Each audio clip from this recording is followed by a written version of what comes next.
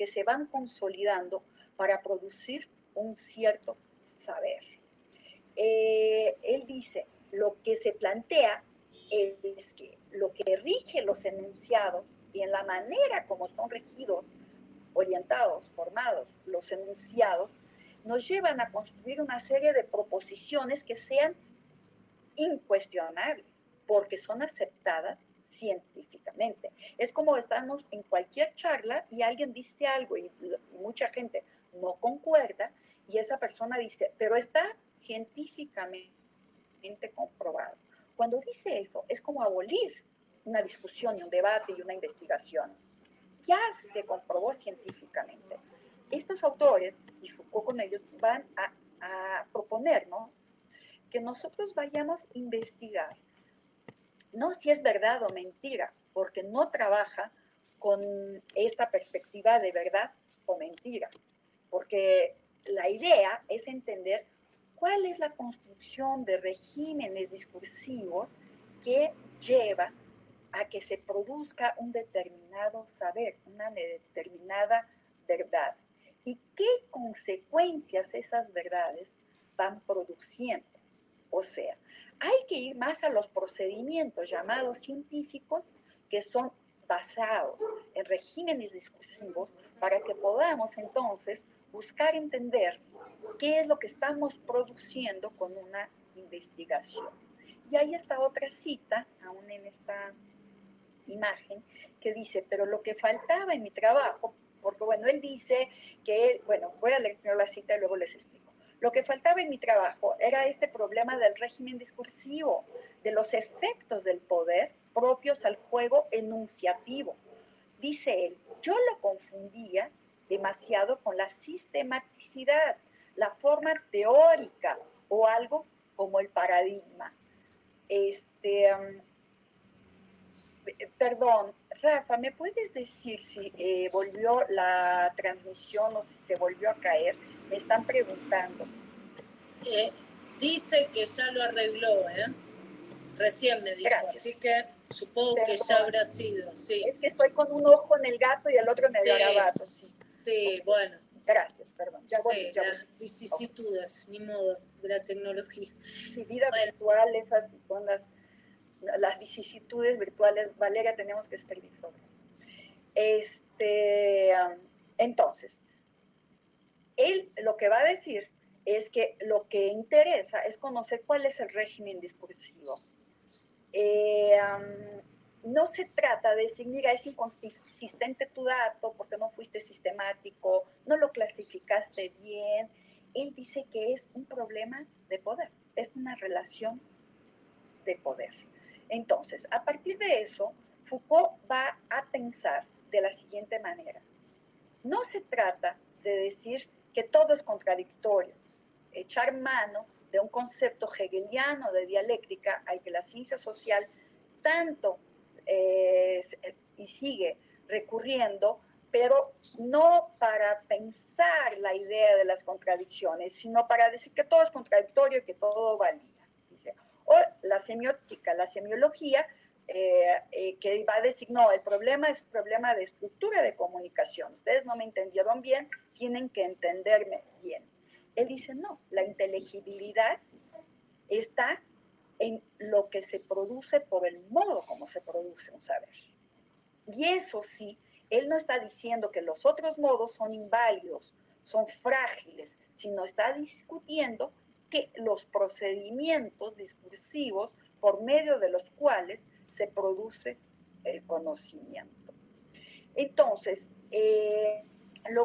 Foucault va a discutir también ese BP es verdad y poder, de ese es defender la sociedad. Esos son los textos que yo ya había propuesto. Él dice entonces que cuando uno no discute los regímenes discursivos, el régimen discursivo, cuando uno se basa en como una verdad, en un cierto saber, él dice que lo hace porque entiende que hay una verdad, ya habíamos hablado de eso, que es una verdad central, constituyente, que, en torno de la cual se produce el conocimiento. Laura, ¿podrías pasar la próxima transparencia, por favor? la 5. Eso, ¿no? Entonces él dice que hay que tener cuidado porque lo que generalmente nosotros tenemos cuando producimos un saber, un conocimiento, es que nosotros tenemos un pensamiento basado en una identidad, en una trascendencia o en un sujeto constituyente que funge al mismo tiempo como trascendente o identitario. Entonces Foucault va a decir, en Verdad y Poder, que es necesario salirse de la idea del sujeto constituyente, salirse del sujeto y llegar a un análisis que pueda dar cuenta de la constitución del sujeto de la trama histórica. O sea, no es decir, no, el maestro es así, pero es también así, pero es también asado, y buscarles arreglos a una idea de un sujeto central. Lo que él plantea es que hay que pensar cómo se construyó ese sujeto. Ese sujeto que es central en las investigaciones, él tiene que ser el blanco de las investigaciones. Y él dice, eso es lo que yo llamo genealogía. Ahí está la cita, estoy medio leyéndola, ¿no? Es decir, es una forma histórica que da cuenta de la constitución de los saberes, discursos, dominios del objeto, sin tener que referirse a un sujeto que sea trascendente en relación al campo de los acontecimientos o que corre en su identidad vacía a través de la historia. O sea, no hay un héroe, no hay un villano, no hay una fecha, no hay una función social indiscutible. La función social materna, si alguien estudia familia y maternidad, es muy interesante, porque es un concepto que ha tenido muchísimas acepciones y muchísimos vuelos y despliegues, y es un concepto que es un concepto muy importante políticamente, que tiene funciones políticas, efectos, no funciones, perdón, efectos políticos muy importantes. Entonces no hay ningún elemento discursivo que sea un sujeto intocable o que no, incuestionable. Todos son producidos históricamente. Entonces, cuando nosotros tenemos una idea de que hay algo que está por arriba de todo y que aborda todo y que es incuestionable, es porque estamos apoyados en un régimen de verdad y no estamos apoyados en un ejercicio genealógico de pensar inclusive en esa constitución discursiva que produce un sujeto. ¿Cómo hace eso? Entonces, Laura, nos vayamos a la 6. ¿Y cómo hacemos eso? ¿No? Foucault tiene un concepto muy interesante que es el de los saberes sometidos. Y él va a hacer una convocación a que haya una insurrección de esos saberes sometidos. ¿Qué es eso? ¿No? Él dice, los retornos del saber, dice él, retornar a los saberes, porque él dice así, algunos saberes tienen destaque, son definidos como incuestionables, como originarios, esenciales. Pero al hacer eso, lo que estamos haciendo es callando otros saberes, otras posibilidades de entender el mundo, de conocer al mundo, otros hechos históricos inclusive. Entonces, él va a decir,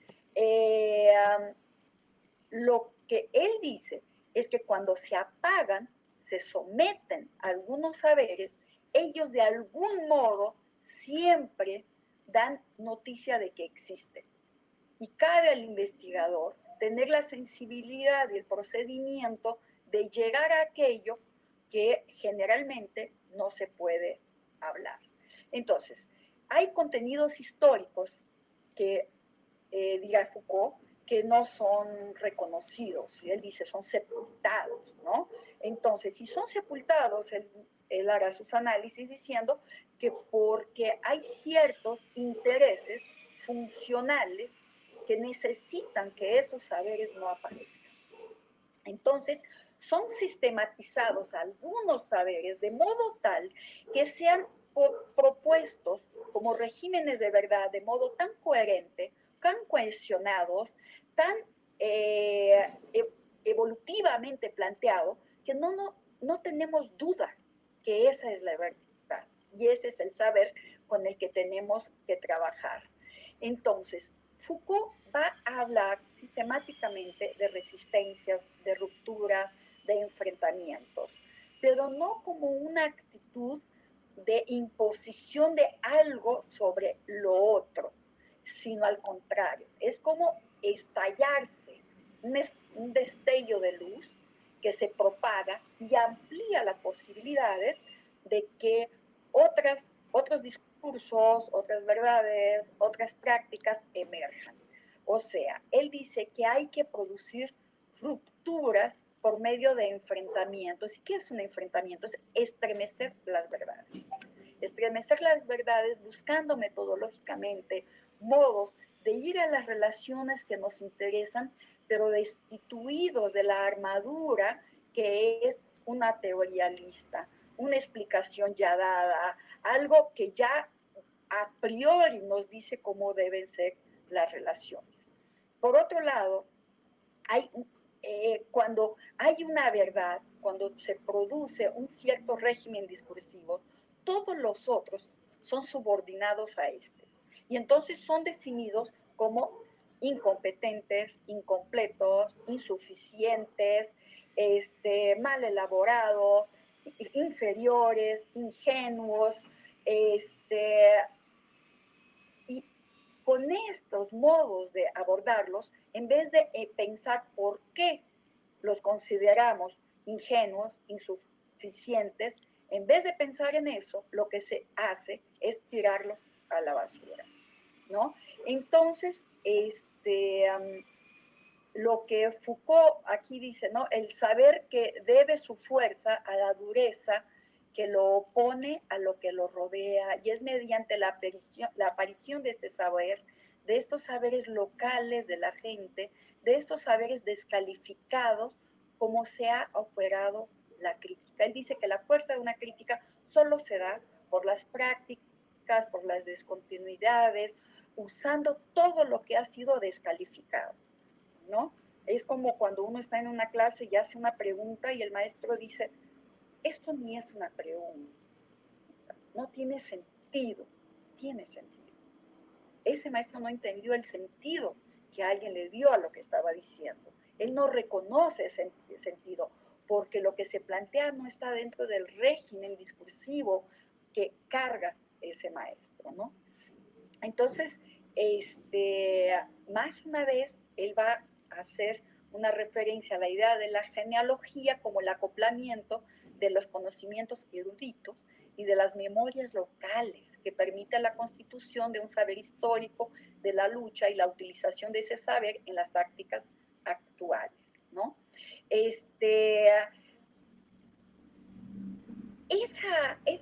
llamado a la genealogía es un llamado es un llamado de lucha, de enfrentamiento, de ruptura con lo que el propio Foucault va a llamar la tiranía de los discursos globalizantes, ¿no? Es una tiranía, porque si no hablas a partir de ese régimen, no es validado tu pensamiento, él no es correcto, no es aceptable. Y es de esos, oigan, quisiera comentar que si van teniendo preguntas o comentarios, porque si no yo me sigo, me hacen el favor de interrumpirme, les pido por favor. ¿Sí? También el FaceTime tiene chat o no, Rafa o Valeria o alguien.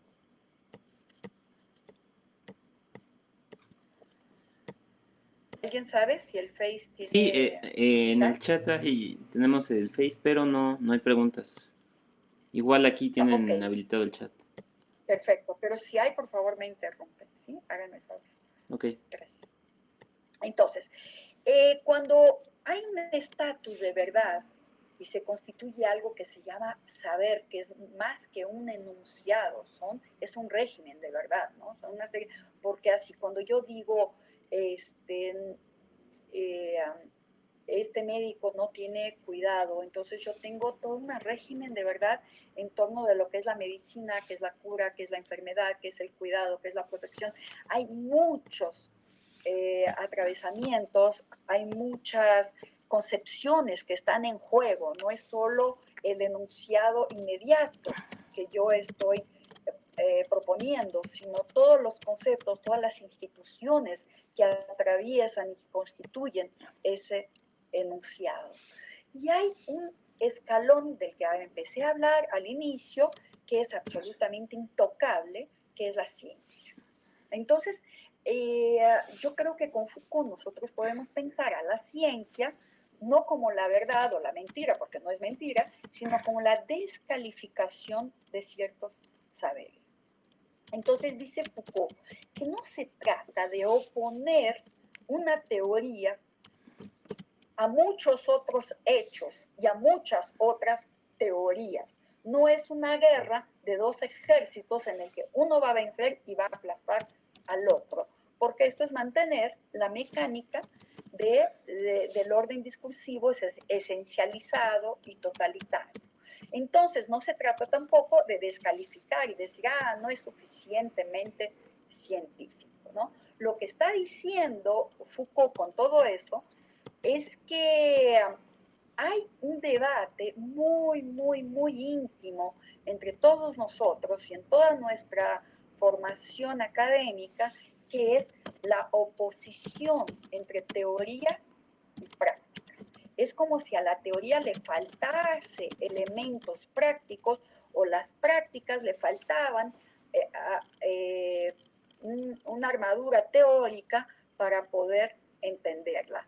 Él dice que no, que él llama eso de un juego de saberes.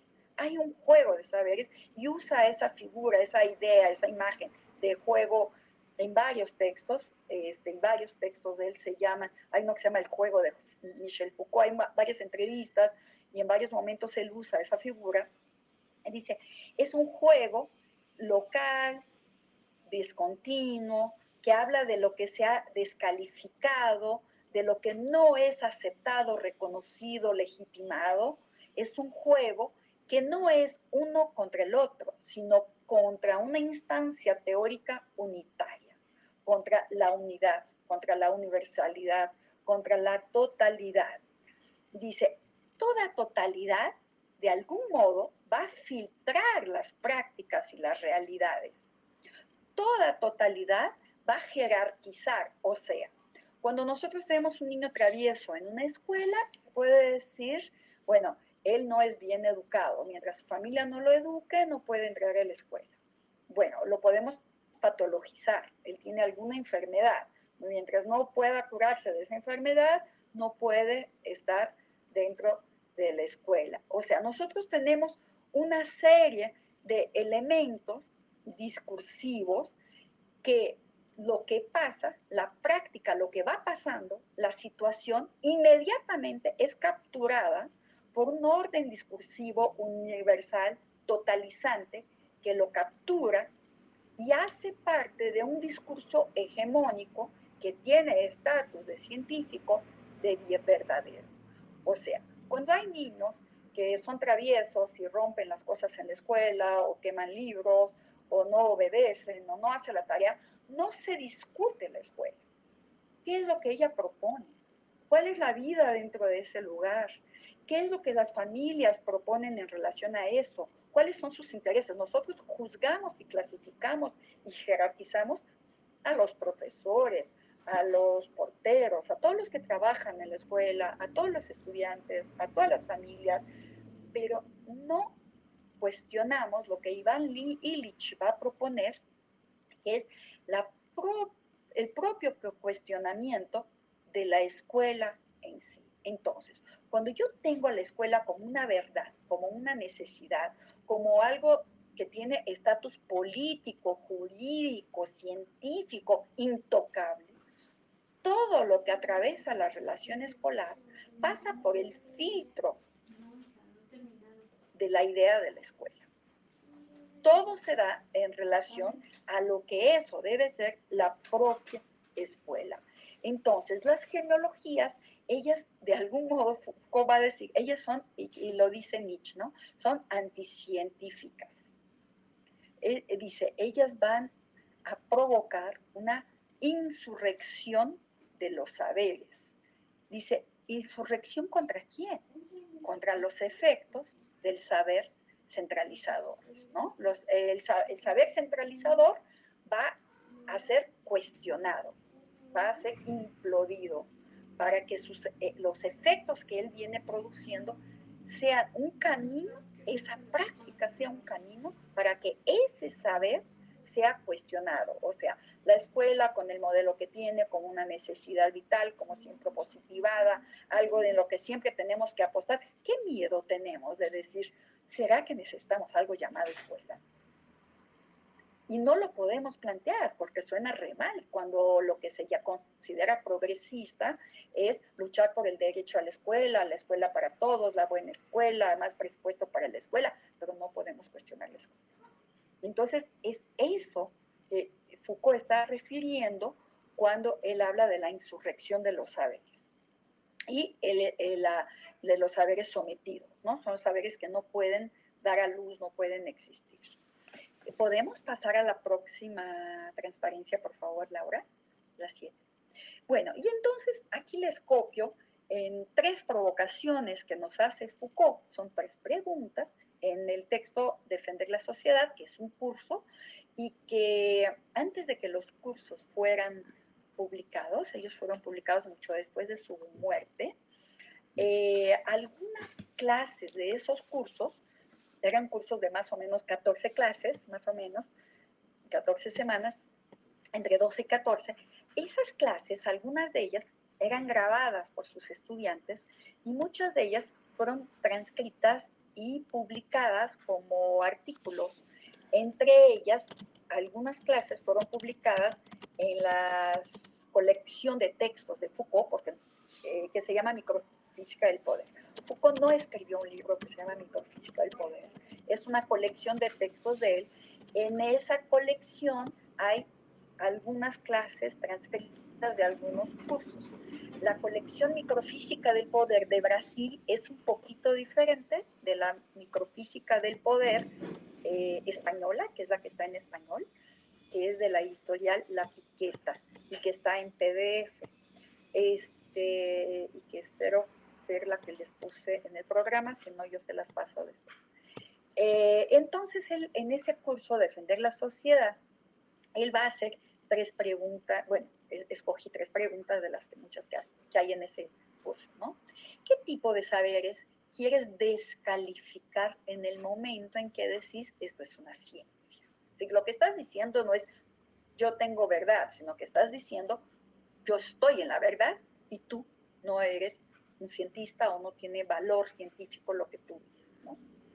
¿Qué sujetos hablantes, charlatanes, qué sujetos de experiencia y de saber queréis minorizar cuando decís, hago este discurso, hago un discurso científico, soy un científico?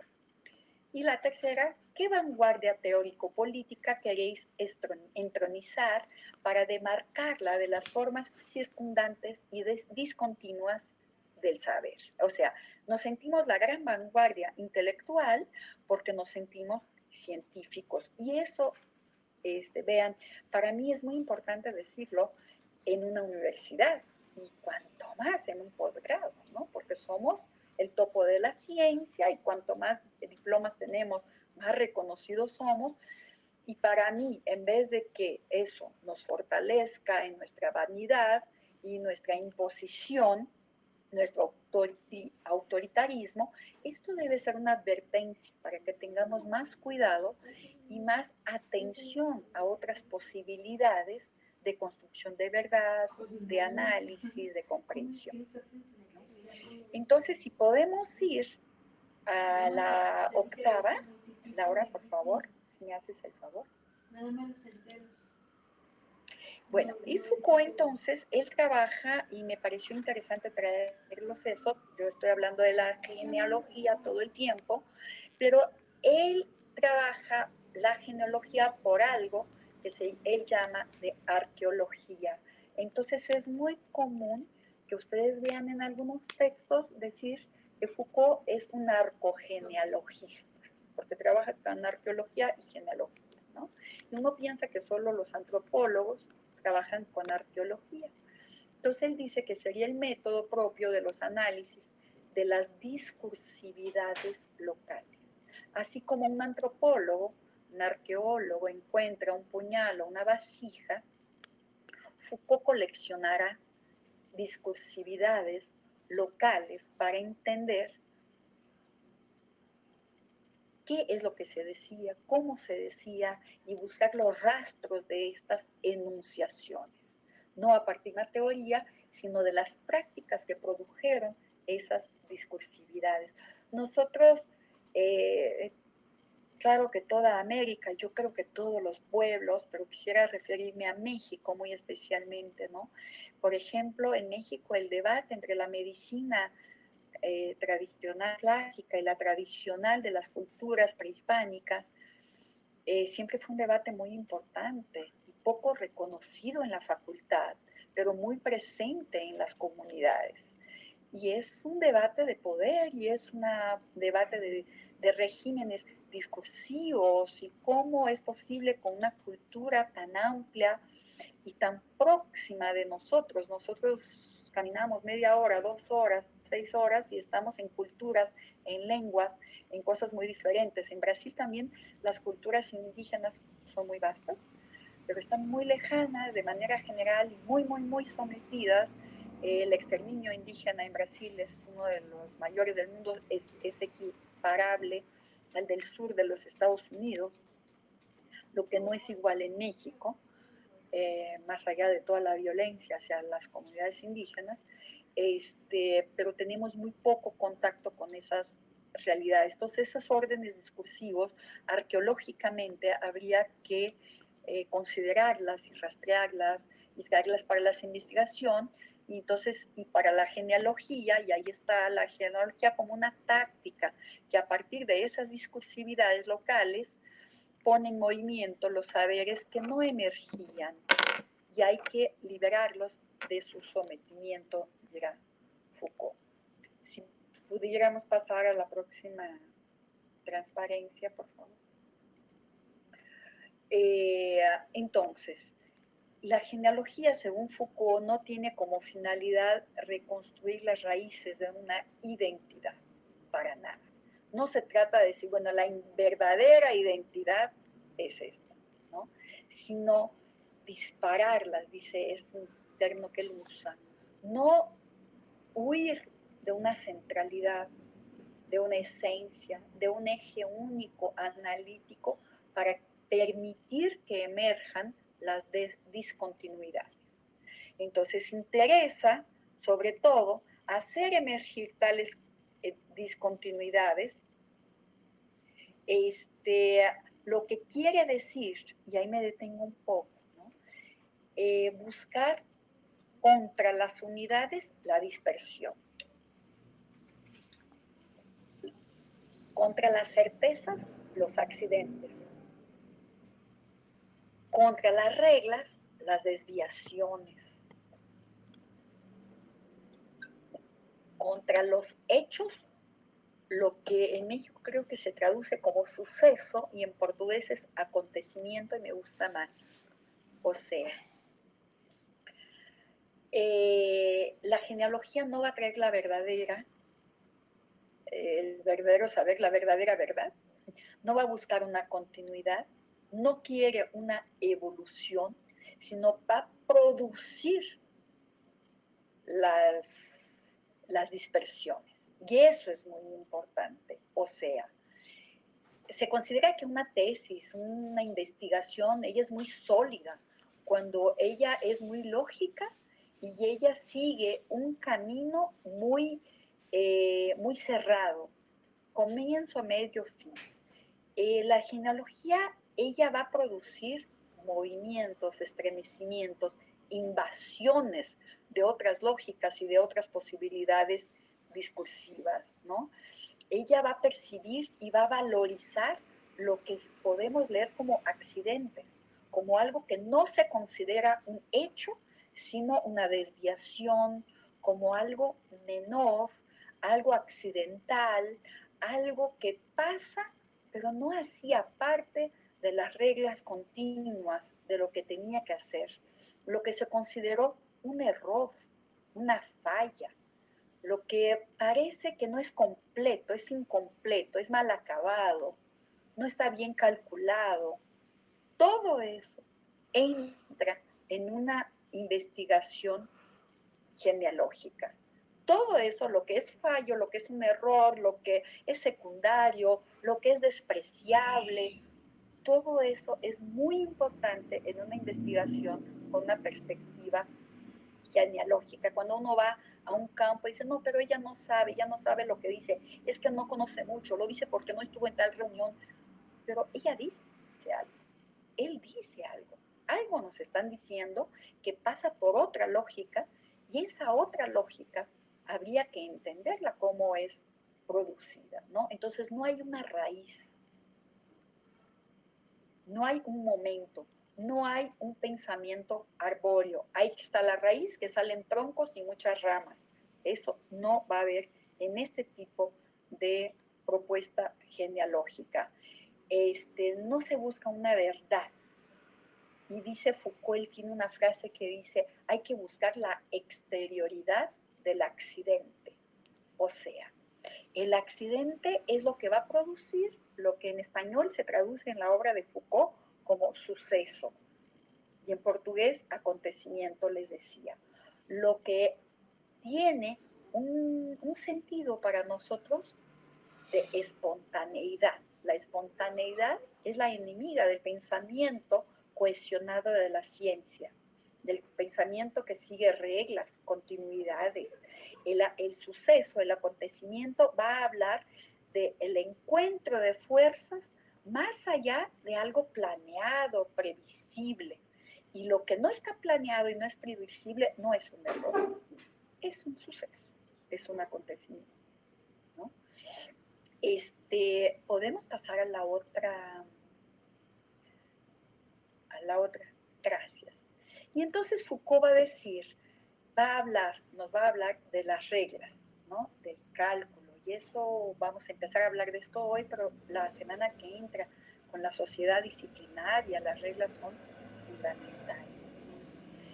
Él dice que las reglas son vacías, o sea, ellas no tienen que ser, no tienen que existir. Ellas existen porque las construimos y les damos sentido y políticamente las hacemos valer. Entonces él dice son vacías y violentas, no finalizadas. Violentas porque imponen una verdad, un modo de funcionar, ¿no? Están hechas para servir a esto o aquello, pueden ser empleadas a voluntad a este grupo o a aquel. El gran juego de la historia es quien se ampara de las reglas, ¿no? Y bueno, podemos poner el ejemplo máximo, que es la justicia, ¿no? El juez tiene la regla en la mano y él decide cómo va a ser. Pero una mamá también lo hace, un asistente social, un maestro, un psicólogo, y quien quiera que sea. NGH es Nietzsche, Genealogía e Historia, es ese texto, ¿no? Entonces, la regla es la existencia de un cálculo que subyace a la dominación. Es una violencia porque define un cierto contenido, un sentido y apaga otros e impone un modo de funcionar. Por eso es violenta cualquier regla. Cualquier regla, ella está impidiendo otros modos de existencia. Entonces, la otra citación que yo puse, también de Nietzsche, Genealogía e Historia, dice, pero si interpretar es ampararse por violencia o subrepticiamente de un sistema de reglas que no tiene en sí mismo significado esencial e imponerle una dirección, plegarlo a una nueva voluntad, hacerlo entrar en otro juego y someterlo a reglas segundas, entonces el devenir de la humanidad es una serie de interpretaciones. Él nos está llamando la atención que tiene que ser, así ha sido, así definimos, ahora hay que seguirlo, pero podemos pensar que definimos algo y la vida nos lleva a la posibilidad de otras formas. Y nosotros tenemos mucha dificultad porque vamos a decir, bueno, pero es muy arbitrario imponer otras formas. Como si la regla no fuera también una construcción arbitraria. Y eso es lo que nos va a decir Foucault. La regla es siempre arbitraria. Entonces, de nada sirve decir, bueno, tú quieres funcionar de otro modo, eso es una arbitrariedad, porque ya tenemos una regla, como si la regla no lo fuera. Entonces, por medio genealógico hacemos la historia de todo lo que se considera que tiene un origen y es natural. Sea el origen, el grupo lo decidió, pero las prácticas pueden conducirnos a pensar por otros medios. ¿A quién interesa no abrirse a otras posibilidades? ¿Cómo fuimos construyendo la certeza de que tener reglas fijas, reglas rígidas, reglas estrechas, nos da más garantía, nos da más seguridad, nos da más tranquilidad y posibilidades mayores de una buena convivencia? Y eso creo que nosotros lo tenemos que pensar, porque una de las mayores atribuciones de los profesionistas, y vamos a hablar esto en el cuarto encuentro, es la producción de reglas. Y muchas de nuestras tesis se orientan a dar subsidios para nuevas reglas, ¿no? Se trata de hacer parecer que toda regla tiene un origen incuestionable, pero hay que pensar esas reglas como sucesos, como acontecimientos, como algo que se ha producido en el juego de la historia, en el movimiento histórico.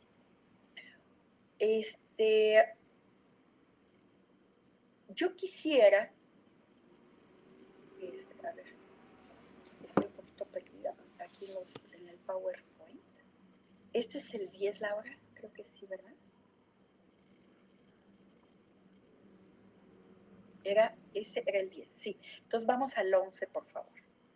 Un elemento que Foucault va a traer en muchos de sus cursos y muchos de sus textos es el pensamiento religioso, pero él lo trae también de Nietzsche, que se dedica enormemente al estudio de la influencia del pensamiento religioso, cualquier religión, pero la idea de la religiosidad en la construcción de la ciencia y del saber. La primera cosa es que normalmente se dice, no, es un pensamiento científico, no es religioso. Lo que Nietzsche nos va a enseñar es que mucho de esa creencia en la ciencia viene de una tradición metafísica de creencia en algo trascendente, llámese como se quiera. Y él va a empezar a poner en cuestión la trascendencia de la ciencia. El pensamiento trascendente, bueno, es científico, ya es incuestionable. Él es científico, no se puede discutir con él. Él dice que ese mecanismo de creer en algo trascendentemente, se llame Dios, se llame ciencia, se llame tótem, se llame lo que sea, ese mecanismo de creencia es un mecanismo secularmente construido o milenarmente construido y que lleva a obedecer, nos lleva a no cuestionar. Entonces, si la teoría, el pensamiento, que no es una teoría, si el pensamiento de Nietzsche y de Foucault nos llevan a pensar que no hay una verdad universal, lo que dice estos autores, la verdad, es que no hay algo, no hay un pensamiento o no hay un ser o un mecanismo que garantizaría, se dice en español, no sé, sí, creo que sí, el dominio de la naturaleza y el dominio... Que garantice, o, no garantizaría. Garantizaría, era esto lo que me faltaba, okay. Muy amable. No hay verdad universal que garantizaría el dominio sobre la naturaleza o sobre los hombres, sobre las sociedades. Él dice, no, lo que hay es la vida, lo que plantea es la multiplicación de los riesgos. No hay una entidad superior, cualquiera que sea, que dé la protección total y la calma total, porque las relaciones humanas son relaciones de poder. Y entonces hay movimientos, hay campos de fuerza, hay intereses, hay lógicas especulativas, y con ese pensamiento ellos desbaratan, diluyen la unidad del sujeto, la unidad de la centralidad. Y si no hay unidad del sujeto, no hay sujeto trascendente. Todas las concepciones religiosas y científicas, ellas tienen que verse a la luz de la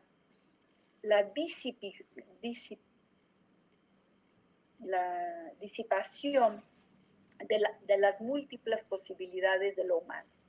Y Foucault dice, las religiones exigían en otro tiempo el sacrificio del cuerpo humano.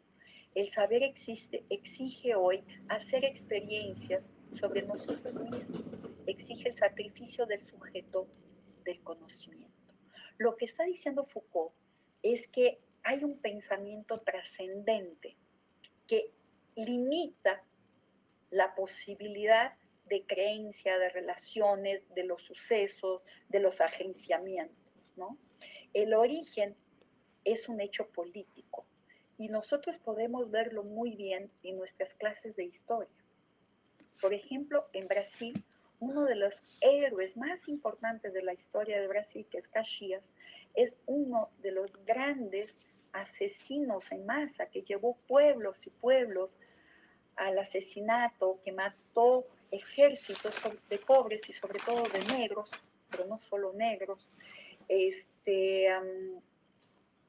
Lo que se pone en cuestión cuando tú cuestionas cualquier origen es la historia de la verdad, ¿no? Eso es algo que está puesto como un cuestionamiento. Y en ese sentido, Foucault tiene una discusión muy grande con el concepto de ideología, como trabajado por Marx y Engels, ¿no? Y él tiene un cuestionamiento muy grande porque la idea central de ideología en Marx y Engels, en varios textos, bueno, no solo en la ideología alemana, pero en la Sagrada Familia, en los manuscritos de 1844, Marx y Engels trabajan con la idea, sobre todo, y eso creo que ustedes deben conocerlo tal vez, que es la idea de la conciencia. La conciencia es el opuesto de la inconsciencia. Y de la ideología es una producción de conocimiento impuesta que no corresponde a la realidad. Tanto así que el gran ideal del marxismo es producir conciencia, conciencia de clase. Hay una conciencia, hay una verdad. Lo que están planteando esos autores no es que la burguesía no plantee sus intereses como universales. La ciencia hace eso, la burguesía hace eso, y todo lugar de poder hace eso. Lo que plantea Foucault es que no hay una mentira, hay una interpretación de la realidad. O sea, cuando muchas personas en 1960 y 70 decían públicamente y escribían que la pobreza era producción de la pereza, eso no era una verdad, era un modo de entender, por ejemplo, la caricatura que Hollywood, que Disney hacen Hollywood y Disney hacen del mexicano. No sé si ustedes se dan cuenta que el mexicano era el flojo dormido abajo de un nopal con su zarape y su sombrero. Era un tipo perezoso que ahí estaba. Igual el brasileño era caricaturizado, a pesar de la gran diversidad cultural en Brasil, Brasil es un continente, era caricaturizado con un tipo charlatán, juguetón, que sería el carioca, el que viene de la ciudad de Río de Janeiro, de mi ciudad. Y es siempre un charlatán, un holgazán, un tipo vividor, que se burla de todos, siempre busca salirse con la suya. Y entonces son caricaturas que hablan de un modo de entender relaciones. Yo no creo que haya una verdad, hay una interpretación, hay una producción de conocimiento, hay una producción de saber. Y hay una disputa de producción de saber porque no habrá un saber único. Hay un enfrentamiento, un confronto entre los múltiples saberes. Entonces, cuando tú tienes una ideología, lo que van a decir esos autores es que tú tienes un cuerpo central que sería la verdad, la conciencia, contra el cual por el cual se lucharía contra las falsedades, ¿no? Entonces, en ese sentido, si pudiéramos pasar a la última transparencia, por favor. Estoy terminando. Foucault, voy a terminar leyendo su cita y dejando abierto para el debate. Él dice, la verdad es de este mundo. Está producida aquí gracias a múltiples imposiciones. Tiene aquí efectos reglamentados de poder. Cada sociedad tiene su régimen de verdad, su política general de verdad, es decir, los tipos de discursos que ella acoge y hace funcionar como verdaderos.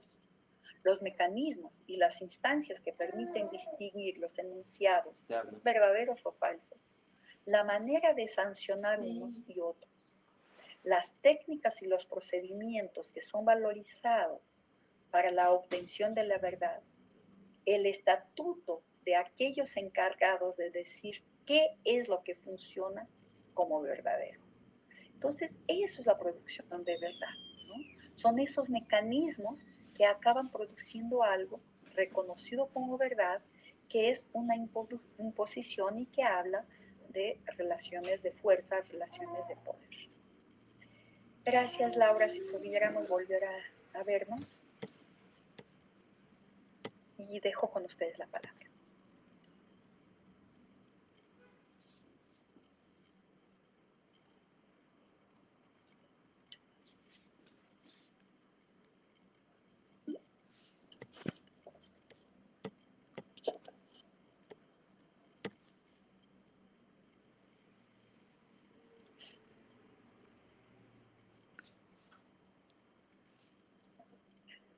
¿Cómo les suena eso? ¿Familiar? Acá tenemos un par de preguntas en Facebook, a través del chat.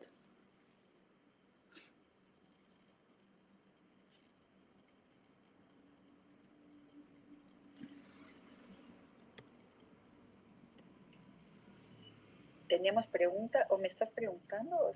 No sí, sé. No, tenemos un par de preguntas. Si quieres se las leo. Nos preguntan que si puede que Foucault se refiera a una deconstrucción total del sujeto, comenzando por los saberes o por lo que consideramos saberes, ya que los mismos los admitimos todos de manera inconsciente. Perdón, ¿la podrías leer de nuevo? Me escapó algo. Sí, nos preguntan, ¿puede que Foucault se refiera a una deconstrucción total del sujeto, comenzando por los saberes o por lo que consideramos saberes, ya que habría que considerar que los mismos los transmitimos todos de manera inconsciente? Okay. Y también nos preguntan por si será esta la construcción de la que habla Foucault, la misma construcción en la que trabajan Rockwell y Bourdieu.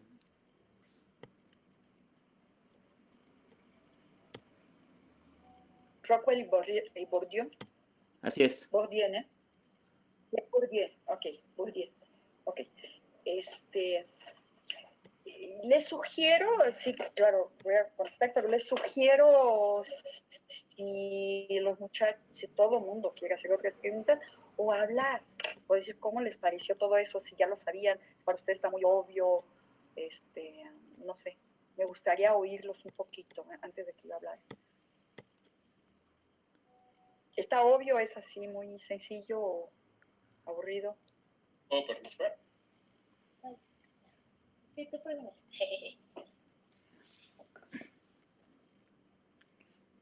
Ok, bueno, ¿se escucha?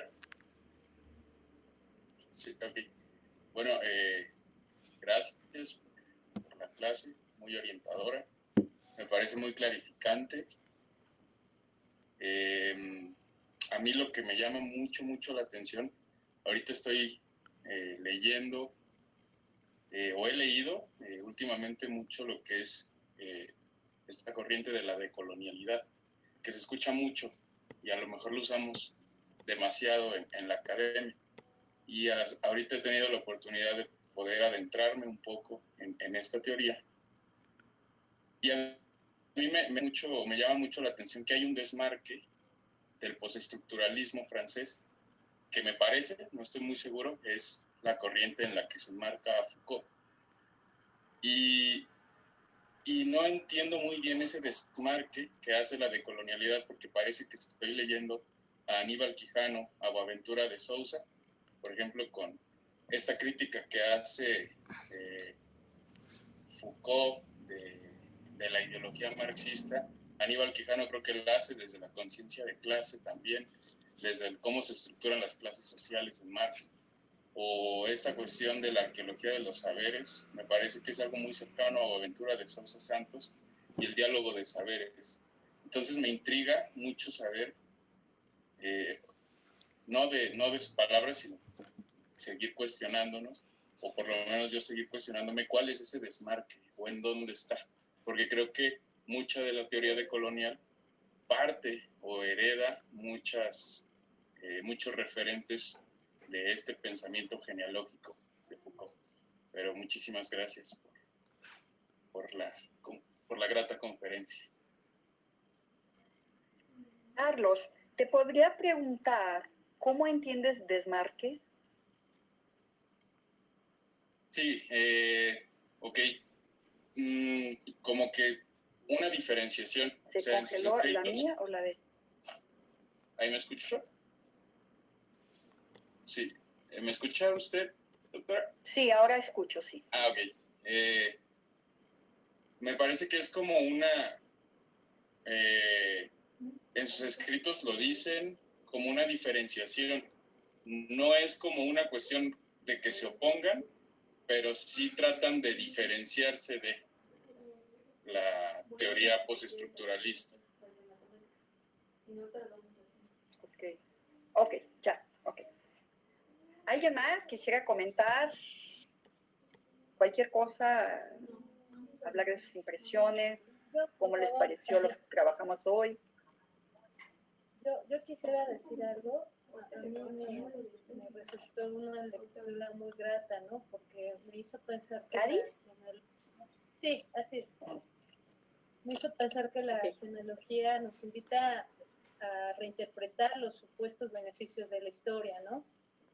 Y también me parece que viene a romper cualquier tipo de mis esquemas, ¿no? O sea, conceptos como la identidad va a venir a aparecer acá como que nada en el hombre es fijo, ¿no? O sea, para reconocerse en otros no hay nada fijo en la historia y pues no se puede captar la totalidad. Me parece también que es muy importante esa parte, me gustaría ver si se podría rescatar de que la regla es la continuación de la guerra, ¿no? En ese sentido, pensamos que las reglas son la paz, ¿no? O esa seguridad, como comentaba usted hace rato, pero en realidad es un sometimiento a una nueva verdad, ¿no? Y eso pues es algo que pensar.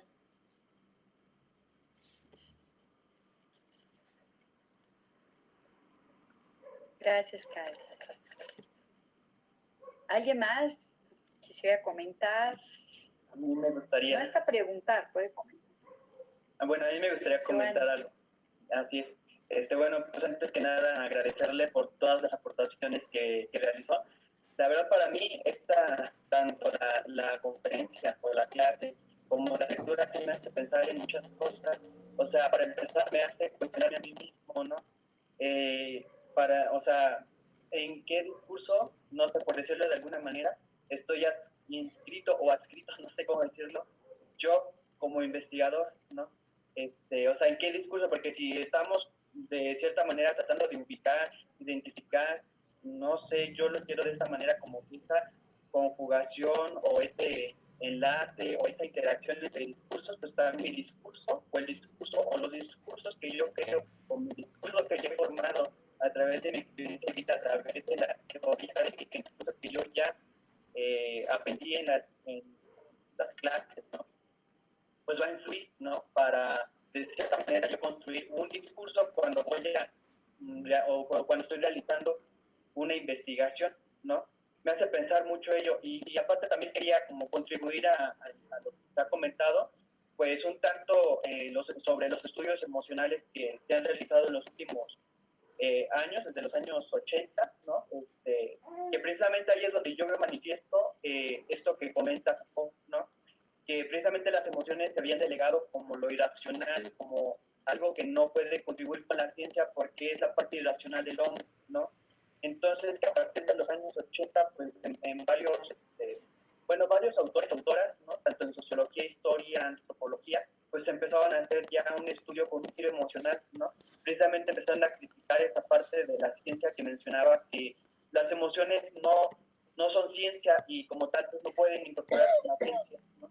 Entonces, gracias a esa crítica, ¿no? que hacen estas disciplinas y sobre todo bajo el enfoque o el giro emocional, empiezan a introducir estos estudios emocionales de la afectividad, de los afectos, ¿no? De las pasiones, pues en las ciencias sociales incluso también empieza a discutirse un tanto como el juego de las emociones en el investigador durante el proceso de investigación, ¿no? Entonces, esto se me hace muy, muy interesante y pues a mí se me hace incluso, no sé cómo comentarlo, me hace pensar mucho en cómo yo me pienso como estudiante de posgrado, no sé cómo decirlo, como, no sé, o sea, rayos, es que me concentro bien fácil. Este, eh, bueno, o sea, no, ya se me fue, pero bueno, hasta ahí lo dejo, porque aparte creo que ya contribuí bastante, entonces hasta ahí lo dejo, gracias. Muy bien, gracias, ahorita lo comento, gracias. ¿Alguien más? Yo quisiera comentar, no sé si me escuchó. Sí, ¿Ana? Joana, sí, gracias. Joana. Quisiera comentar que justamente con lo que nos acaba de comentar y con las lecturas realizadas, creo que nos invita también a reflexionar sobre la posición que ocupamos como futuros investigadores, pero también desde el plano académico, ¿no? ¿Qué producción de saberes nosotros ya poseemos, pero también qué discursos nos estamos sujetando, ¿no? Creo que esta parte donde menciona que pues hay saberes que se van subsumiendo a otros, ¿no? A otros saberes que están ahí que se consideran como verdades porque alguien ya lo dijo, alguien ya lo verificó. Creo que también es importante para poder trabajar pienso como con la población que hemos tal vez destinado para hacer algún tipo de investigación. Esos saberes que probablemente no están considerados como saberes verdaderos o científicos, como de este lado yo soy el que tengo el conocimiento y yo voy a retomar tus saberes, pero finalmente que los posee soy yo y yo soy quien va a trabajarlos, a analizarlos, ¿no? Creo que también sería importante como poder pues analizar el posicionamiento que tenemos, porque también debe haber un posicionamiento político frente a este tipo de intervenciones que podamos realizar a mediano o a largo plazo. Entonces, a mí me invita como estas lecturas, pero también esta conferencia que nos acaba de dar, justamente a pensar eso, ¿no? La parte de la politización de nuestra posición como estudiantes en este momento, pero sí también como investigadores. Gracias. ¿Alguien más quiere comentar? ¿Voy yo? Entonces, si alguien todavía quiere después, ¿ok? ¿Sí? Rafa, ¿ok? O Valeria, no sé quién es. Bueno, sí, adelante, nada más una pregunta todavía acá tenemos. Claro. Nos pregunta Rosalinda Casañas, ¿qué pasa con ese sujeto que está sujeto a las instituciones y no es ese, entre comillas, sujeto de derechos? ¿Qué pasa? Perdón, ¿qué pasa? No entendí. ¿Qué pasa con ese sujeto que está sujetado, así nos escribe, a las instituciones y no es ese, entre comillas, sujeto de derechos? ¿Está sujetado a las instituciones, dice? Así es. Y no es el sujeto de derecho. Ok. Ya, ahora sí. ¿Algo más? No, no, adelante, ¿Algo más? adelante, por favor. Ok, ahí voy. 1, 2 y 3. Bueno, vean. Primero por el Face alguien pregunta,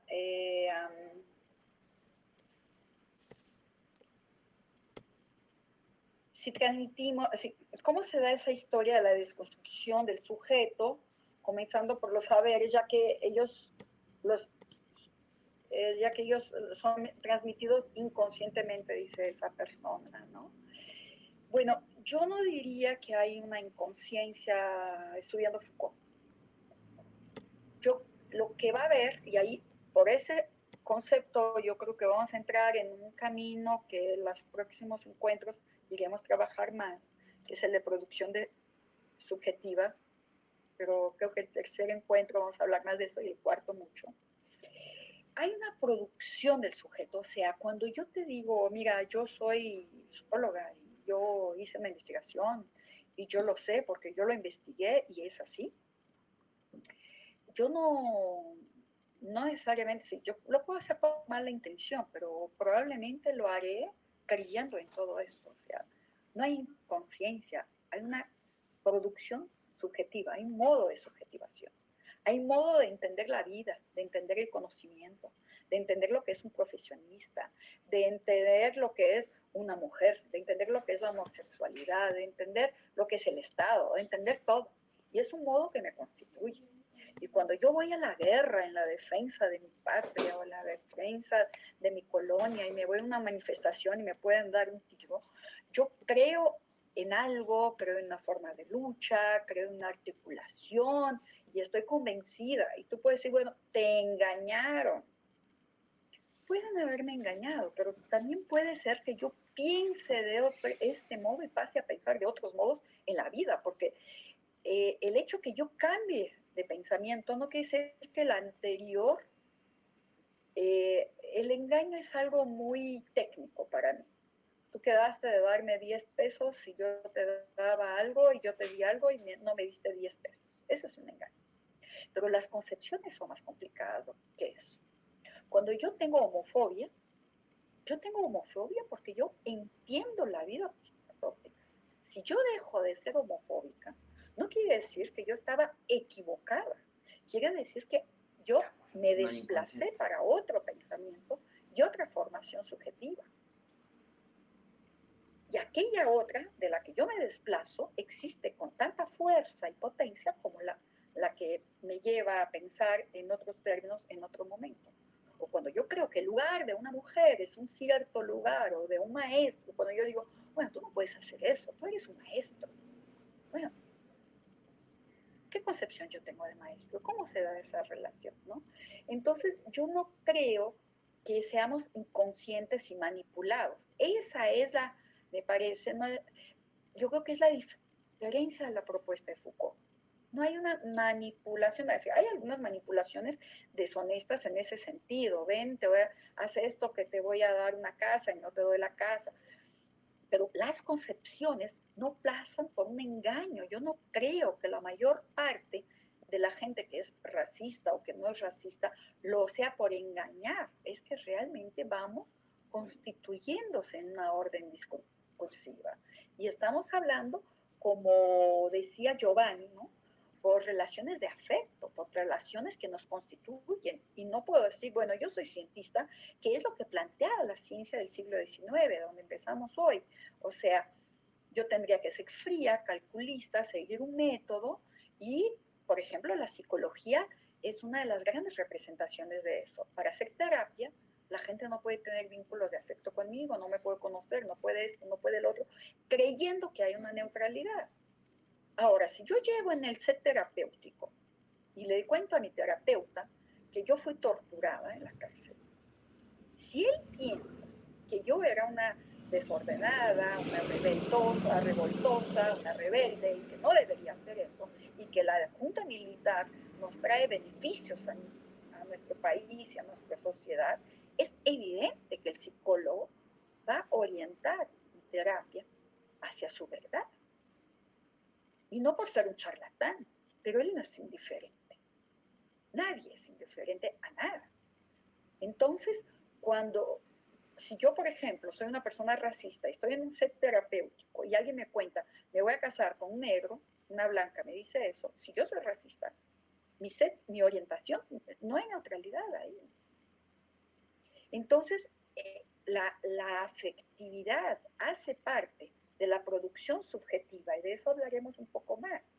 Y es algo que la ciencia clásica construida en el siglo XIX propone desvencillarse, ¿no? Deshacer, de separar y proponer la neutralidad. Hoy estuvimos todo el día hablando, toda la tarde aquí, de que la producción de verdad es un campo político, es una relación de fuerza.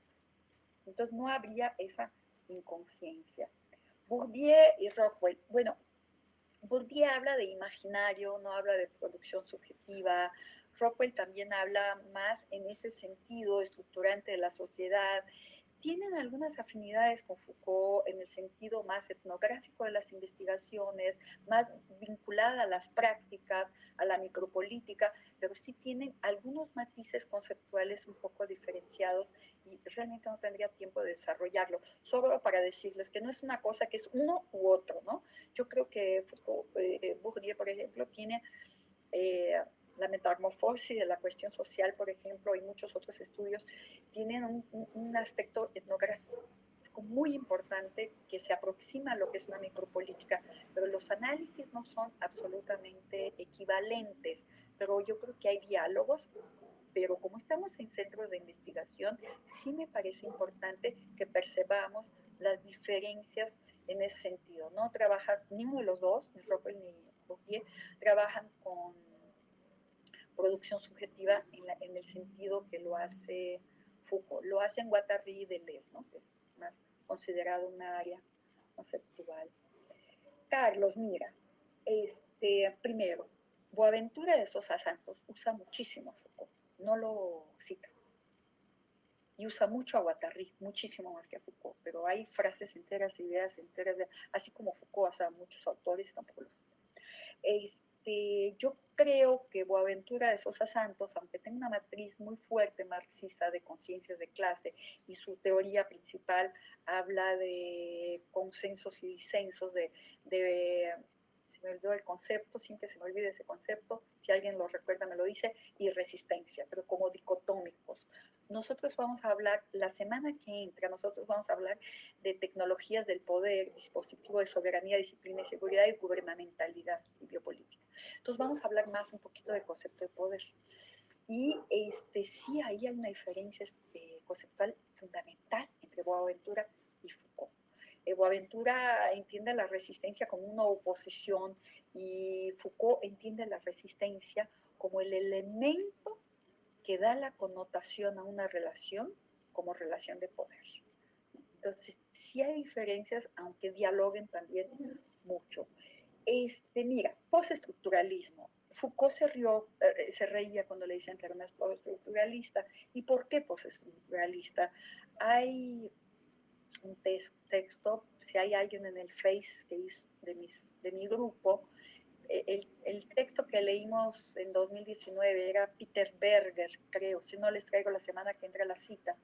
Es un texto muy interesante que explica cómo se da la producción del estructuralismo y sobre lo cual habla Foucault. Yo ya hablé varias veces de eso, una estructura fundante, y Foucault se desplaza de esto. Pero él no se ve ni como un teórico, dice, porque si me veo como un teórico estoy poniendo una estructura también analítica, y no lo propongo, dice él. Él dice que él se desplaza de la idea de estructuralismo, pero que él no se ve como alguien que propone una teoría a la que habría que seguir. Pero es cierto que tanto Aníbal Quijano, que es un marco histórico y que es contemporáneo a Foucault prácticamente, aunque vivió más que Foucault, pero es contemporáneo a Foucault, tiene en su teoría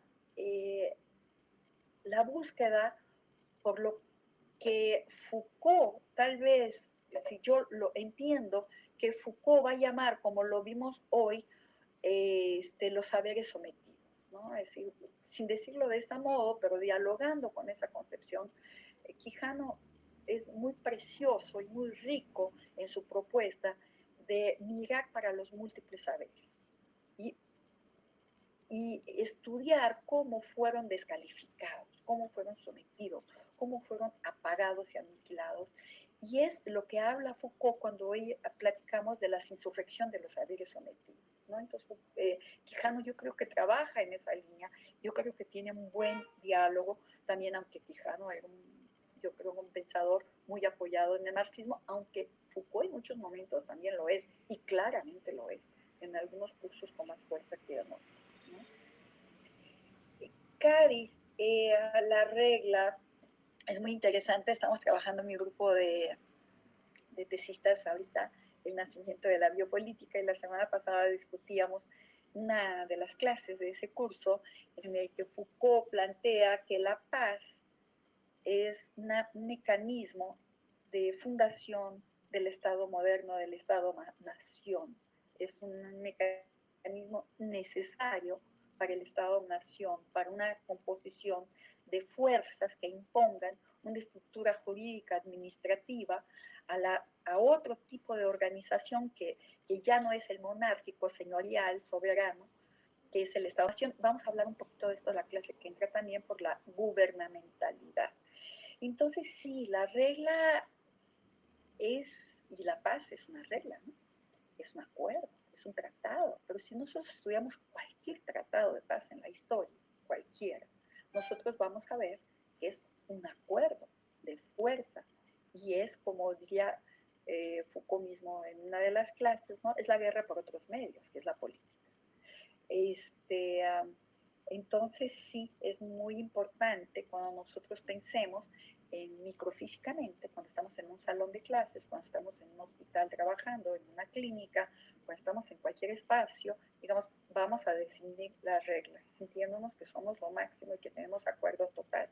No, estamos imponiendo un orden discursivo y un modo de comportarse, y eso es lo que estamos haciendo. Tenemos que tener claridad sobre lo que estamos haciendo, ¿no?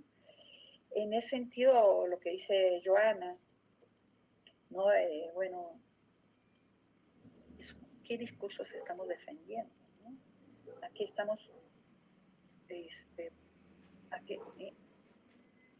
estamos construyendo? ¿Qué estamos proponiendo? ¿Qué órdenes discursivas, qué saberes y qué poderes estamos planteando con nuestras prácticas profesionales? Mira, la persona que me pregunta, que no oí el nombre, me disculpa, cuando dice, ¿qué pasa con el sujeto que está sujetado a las instituciones si no es el sujeto de derecho? Lo que le quiero decir es que la semana que entra vamos a discutir y a pensar cómo el sujeto de derecho es un modo de sujetamiento. El derecho es un mecanismo de regulación, un mecanismo de gobierno que produce una cierta gubernamentalidad. Sobre eso vamos a hablar la semana que entra, ¿no? Entonces, yo creo que estudiando Foucault no hay como no ubicarnos, no vernos con algún tipo de sujetamiento. Yo puedo estar sujetada a la condición mujer de modos diferentes de otros grupos y de otras épocas, o aún en esta época, ¿no? Pero yo tengo un modo de entenderme como mujer y hay un sujetamiento a la condición mujer. No estoy desproveída de ese sujetamiento. Lo que pasa es que yo creo que ese sujetamiento mío no es el que debe ser. Es el que se construyó en mí históricamente, también como un campo de fuerzas, y que también puede desplazarse, y puede verse de otros modos, y puede debatirse con otros modos de sujetamiento mujer. O sea, no hay el universal, no hay la trascendencia, no hay la verdad única, hay construcciones históricas. Entonces nos ubica en una condición histórica y siempre en movimiento. Eso es lo que yo diría hoy. No sé si respondí un poco a sus debates, que riquísimo, les agradezco enormemente, aquí están, creo que nos van a ayudar en los otros.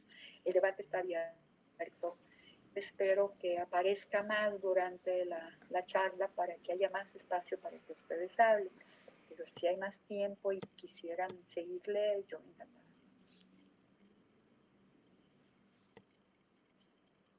Rafa, tú tienes la palabra.